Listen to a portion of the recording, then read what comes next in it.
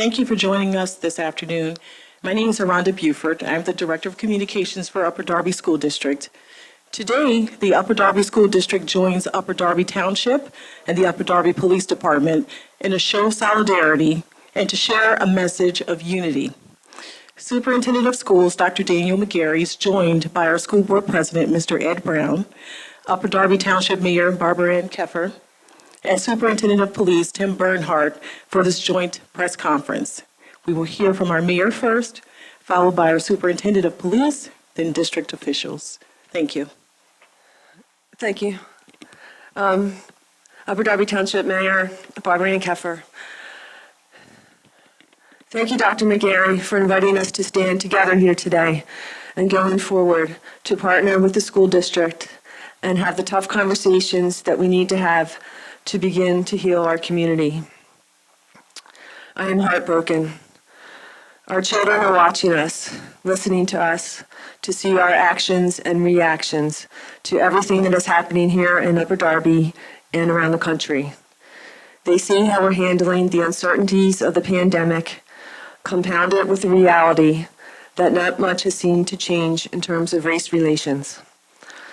They saw, and we all saw, the reactions to professional athletes taking a knee, and they saw and we saw how a knee was used to take the life of George Floyd.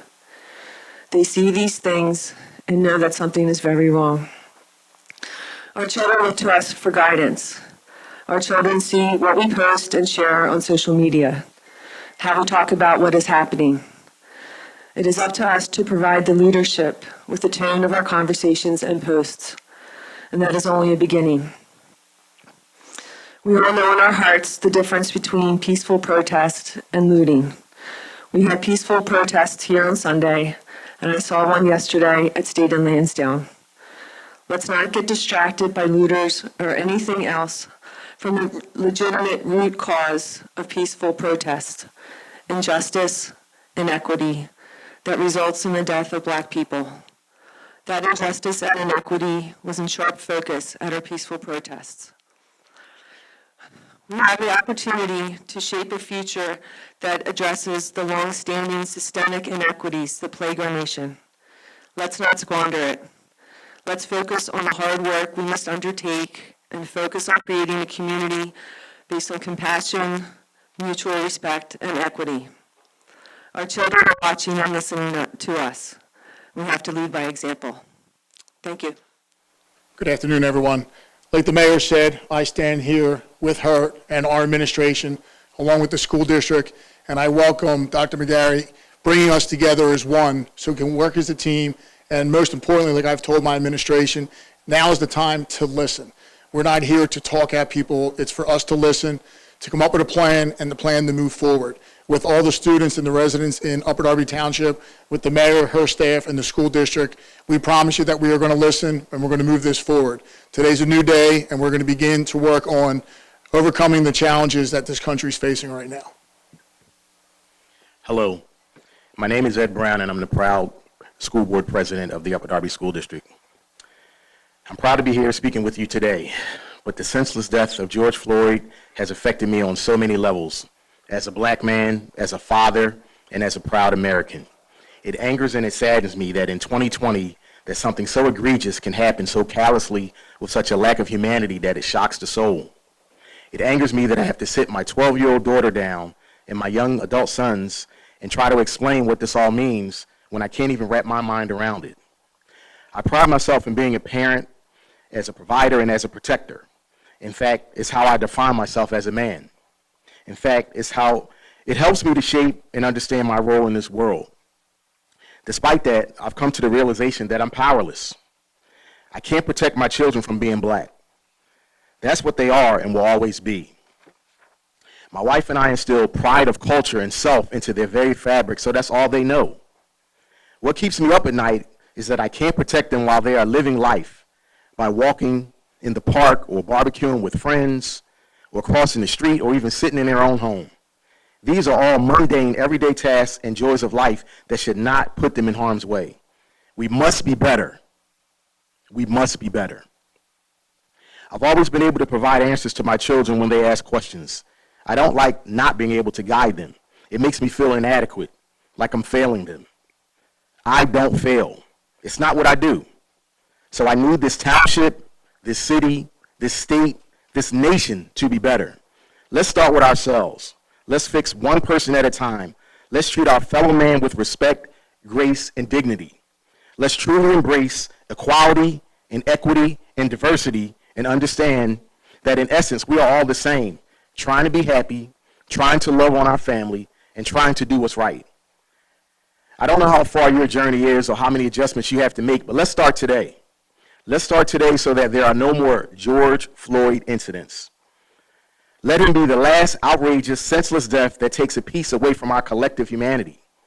Let there be no more Eric Gardner, Michael Brown, Laquan McDonald, Tamir Rice, Walter Scott, Freddie Gray, Jamar Clark, Alton Sterling, Philando Castro, Sandra Bland, Stephon Clark, Botham Jean, Breonna Taylor, or George Floyd incidents. No more. Enough is enough. I humbly ask you, no, I beg you, enough. I'm here today to talk about ways we can bring our community together to address the troubling legacy of racism and inequality that so many black and brown people endure every day. The Upper Darby School Board of School Directors approved Dr. McGarry's proposal some months ago to build a task force of sorts, consisting of officials such as the three areas of our district that our district serves: Upper Darby Township, Milburn Borough, and Clifton Heights Borough. The goal is to focus on building unity, that is, focusing on the ways we are more alike than unlike. Another goal of this task force would be to work together to find solutions for issues in our community. This will take collaboration, humility, and selflessness for all three communities to work for the betterment of all of the children and all of our families. Thank you very much. Dan McGarry, Superintendent of Schools, Upper Darby School District. Just take a moment to say thank you to Mayor Barbara Ann Kefford, Ed Brown, the President of Upper Darby School District, and Interim Chief of Police, Tim Bernhardt. I'm honored. I know that all of you know feel the same exact way to have this leadership, this responsibility. And with this responsibility, we all know that we have to step up. And it's important that we show solidarity as a community. We all have a role to play in this. Obviously, the township right now has a different role than the school district with schools letting out, but we're not going to stop just because schools are letting out. We're in this together. We support Tim Bernhardt. We support our mayor. We're in here to support this community. We're going to come together to provide whatever our kids need. Last evening, I read some comments during our board meeting, and I want to take a moment to say them again. And I'd like to take a moment to reflect on the fact that at this time, our country, our community, staff, our students, and their families are hurting right now. We grieve over the tragic death of George Floyd and offer our condolences to his family and friends. We are further saddened that the real message seems to be getting lost in the midst of the reactions of some. The death of George Floyd is another example of the unsettled, extremely unsettled legacy of race relations in this country. I want to be crystal clear. This school district will not tolerate racist behaviors. We are better than this. Over the weekend and throughout the day, yesterday and today, and continuing, I'm sure, throughout the week and the summer, we will continue to communicate with our staff, our chief of police, our administrators, our board members. We've heard from our students. Our community is hurting. Our students and many staff are suffering. There is an even greater impact on the Black Americans we serve in this community. It is one thing to rationalize our way through this pandemic, but the recent events that have transpired as a result of the unnecessary and wrongful death of George Floyd have inflamed already damaging and traumatic experiences for our youth. What is all this doing? It is creating fear. Fearing people because of the color of their skin will not unite us. Continuing to perpetuate stereotypes and hate will not unite us. There are those who will intentionally implant fear in our communities and in our country with horrific motives. We cannot allow any fear to cloud our ability to make real change and from supporting our fellow Americans, other human beings with real hopes and dreams for their future and that of their children. Action rooted in real social and systemic change will unite us. That's part of my responsibility, to create the right kind of systems and structures for the kids we serve in this community to have a better tomorrow, to have more opportunities. We've received emails from students who feel like there have been systems, intentional systems put in place that are keeping them from reaching their goals. That has to change. We are part of those systems, and we have to continue, as our president said, to change potentially boundary lines, to provide better classrooms and opportunities. This is the opportunity now to put those boundary lines aside and find a way to bring everybody together to provide the best educational opportunities for our students. There is a hope for change. It is in the parents, our neighbors, and our friends who must work together to confront the ingrained prejudice and injustice in our society if real change is going to take place. It's going to take all of us, as you've heard today, every single one of us. We all have to come together to do this. We have a board goal, as you heard our board president Brown say. I would like to, now, no time better than ever, to put this community committee together to problem solve. If we could bring people together now to be heard, there's an opportunity that when we are back in person working together and building these relationships, we'll be able to stem the tide of the hate that is existing in this country. The fear, however, is permeating. It's real. It's palpable. It's keeping our kids from feeling like they can get along with each other, other adults from getting along with each other. Divisive behaviors divide people. They do not bring them together. Our community, our students, are listening and seeing all of this. It is nearly impossible for them to avoid it. They are watching news reports. They are seeing people who look like them being killed, hearing police sirens. They are seeing and hearing the tears of pain and heartache, and they are looking for answers. I'm deeply troubled about the impact and what this is having on our students and our staff. The racial injustice and the recent activities that are occurring in the aftermath of the unjust death of George Floyd is certainly detrimental to the emotional health and well-being of our children. This also affects all of our staff. Children are suffering. Our community is suffering. As a superintendent of the school district, I'd like to end with this statement or quote from Nobel laureate Elie Wiesel. We are here to find solutions, and I want you to hear this. No human race is superior. No religious faith is inferior. All collective judgment is wrong. Only racists make them. I want to serve this community, and I want to serve our police department in my role here as well. We are going to come together. There's without question sensitive times right now, and I'm concerned about the long-lasting traumatic impact this is having on our students, kindergarten through 12th grade. We have to come together. We have to figure out how to love one another and listen to navigate all of this heartache and see our community and our schools as a resource for support. As a result, we will continue to finalize our plans to provide an ear for our students and our community, regardless of the schools closing for the summer. Thank you for this opportunity. Board President Brown and the board members, thank you for the opportunity to be the superintendent. Tim, I'm honored to work with you and support with you. Same, Mayor Keffer, same opportunity. I look forward to working with you and bringing this community together. Thank you. So now we'll open it up to questions. So we'll have all of our speakers come up, and they're available for questions. So a few months ago, I read during a board superintendent's report, obviously I'd like to have township officials and leaders be there and open it up to both Tim and Mayor Keffer to pick administrators from her teams that she'd like to have on it. We'll have school board representation. We're going to have representation from all of our communities, our home and schools. We think would be a good start, our presidents of our home and schools. Leadership, obviously, the three the boroughs and the municipalities that we serve should be a part of that. We'll have our administrative team. We want to make sure that we're pulling. Sometimes in school districts and communities, you only hear the voice of those who know how to engage. You know, running school board meetings and the way that we sometimes communicate, you don't necessarily always get that. Those are the folks who know how to access it.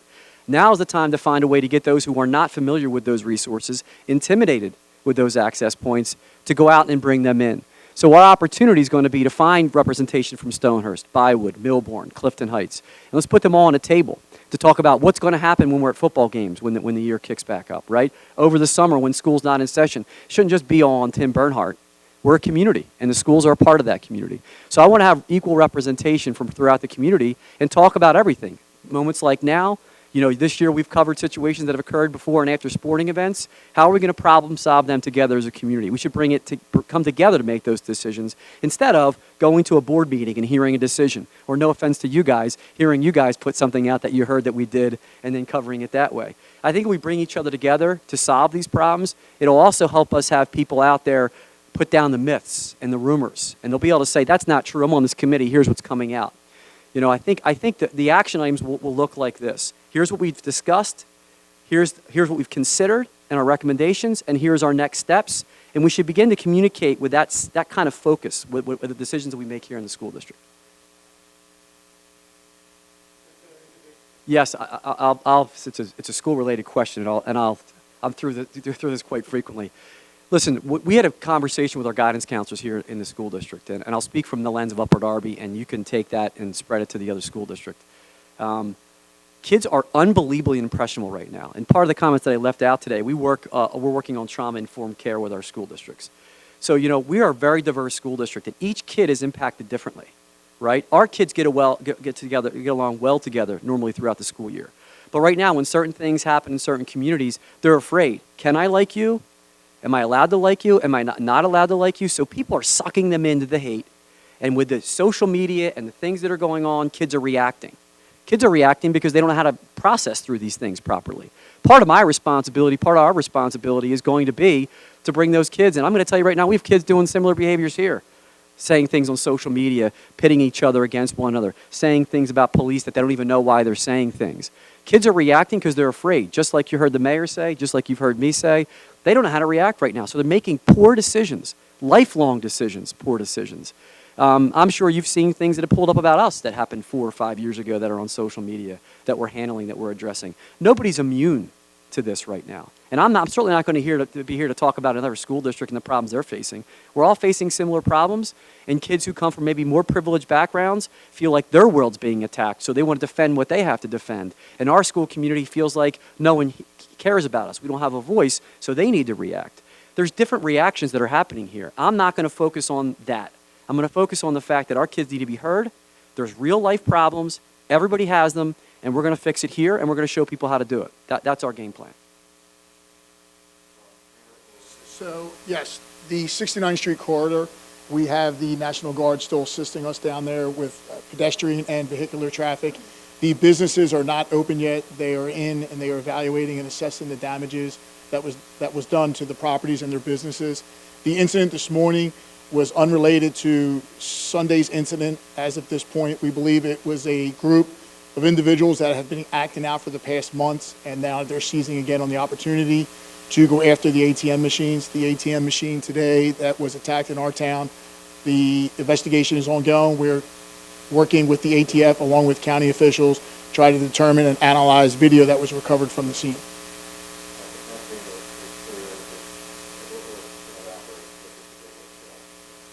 So, again, the investigation is fluid, but in the video that we have, we can tell there was a vehicle involved, 2 individuals. There was a device that was attached to the ATM machine and lit, and then that device blew up the ATM machine. At this time, we do not believe the ATM was loaded with any type of money. Yes. Well, again, we have to be careful when we talk about causing problems. I mean, when you start off a conversation by pointing the finger, I don't think you're going to get very far. At least, in my experience, you're not going to get very far that way. I think you have to have a little bit of the combination of bringing people in to understand what it is. In education, we learn that sometimes behaviors are a way of speaking. It's a way of communication. It's a reaction to something. So we're going to try to go out there and seek those out. I think about it when you have kids that are struggling in a school building. One kid doesn't want to tell you what happened when the other kid does it. We're trained. I'm sure Tim's guys are trained on how to, bring people together to talk through these things and get answers and find solutions. And really, it's not going to happen overnight. None of this is going to happen overnight. Clearly, it's taking a long time to get to where we are right now. So it's going to be a process for us to make sure we get it right. But I think, the one thing I'm good at here, to be quite blunt, being annoying, we're going to keep going and going and going and going and inviting people to be a part of it. It's one of those situations where you got to stay on it, right? And the issue has always been, for me, especially with this latest issue, is finding the right words. That's why we wanted to call this press conference. I'm talking to staff, and there's people who feel like you're not doing enough. You're not coming out hard enough against this. We want real action. And they're right. There has to be real action. It can't just be speeches or words. You got to put a long-term plan in place to make it happen here. And there's no better place to do it. Because right now, the image people are having is that Upper Darby, oh my gosh, Upper Darby. Of course it's happening in Upper Darby. I'm an Upper Darby kid. I graduated from here. It offends me. Every time I hear that, it offends me. And the reality is, this is a special place. And it's going to take all of us to show that, right? But there's going to be people who are going to be resistant. We've got to find out why they're resistant. There will always be those people that are out there that just want to be agitators. they exist. But if we create enough people, it's already happening in Upper Darby. Look what happened the next day. There were people out there. You know, I know Tim and the mayor were out in a silent protest. There are people who don't want this to happen. And speaking with our own students, our own kids, they don't want some of these things to happen this way. They're afraid. They just want an opportunity to have the same things I had as a kid. The same opportunities I was provided, that's what they want to have. It's just been unbelievable. I think Upper Darby, at 69th Street in general, it's an easy target. We have the terminal there, the Market Street, Westchester Pike, the big box stores. So, but we are the gateway really to Delaware County. I'm really happy to have been working with Tim on plans to react to what's going on. But it seems like it's unceasing. Every day it's something else. But we are together with the school district and school board and different leaders, and we will get through this. We are gonna Upper Darby will come out of this and be stronger and be more united, and our people will be more engaged. So I just want to put a positive spin on it and say I'm encouraged and I'm optimistic. I think Upper Darby is a microcosm of the nation. We have over 70 languages being spoken in our high school. Over 85, okay, it changes every year, it just increases. But I mean, that shows you that we have to be able to communicate on different levels. There's so many people that are from different cultures, and as Superintendent McGarry said, they're afraid to plug in only because they don't know how to communicate. They don't know if they're empowered to communicate, but we're positioned to do that. We're determined to do that, and I think we have a lot of successes. We have a lot of pluses. We honored our top 5% last year, and it was a microcosm of all of representation of all of our kids, of the entire nation. So we're positioned to do that. I think this will be a stepping stone that'll help us bring everybody together, move forward, and it'll be a good thing ultimately. Sure. So I won't speak, and I can't judge others for how they're planning and how they are dealing with the demonstrators.